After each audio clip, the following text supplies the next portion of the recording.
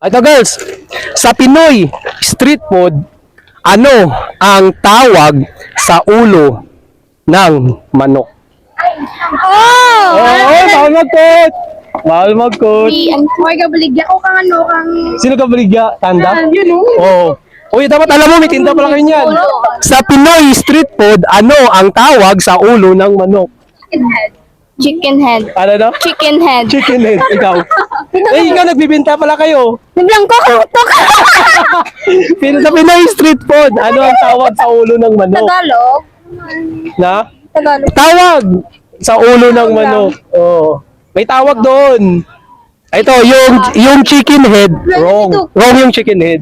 May tawag doon. Wait lang. Uy, bawal mo. Bibinta kayo nun eh. Nabibinta kayo? Hindi. Ulo ng manok? Di ba may barbecue yan, may isaw, tama ba? Oo. Yun. Sa ulo ng manok, anong tawag yun sa Pinoy street food? May tawag doon.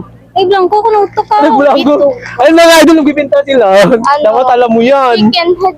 Chicken head, hindi po. Hindi siya chicken head. Wrong yung chicken head. Wrong. Manok. Oh, wrong pa rin yung chicken. May tawag doon. Sa Pinoy street food. Ano, meron? Uy, ikaw nagbibenta ng ganun. Okay, nagbibinta. O, kaya dali, meron. Sa Pinoy street food, ano ang tawag sa ulo ng manok? Dali, dali. Ano, meron? Wala ka. Ulo ng manok? Oo. Pag ano na, okay, ang ano, ang ganun. Ano? Ano, dali. Sige, ito lang to. Ano? Hindi, sisiw. Sisiw, hindi Hindi, sisiw. saan ko kumakain yun? Ano, dali. Di ba naman ako kakain ka na, pero ba't? Pero may tawag yun. Oo. Ala ka. Ulo. Ulo. Ulo. Hindi. Ito ulo ng manok. Ulo naman. Hindi rin sa ulo. Saan mga Bituka. bituka? Hindi. Hindi rin. Iba yun.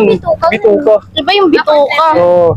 Binuog na manok. Binuog naman. Ay mga idol, i-comment nyo dyan yung tawag sagot.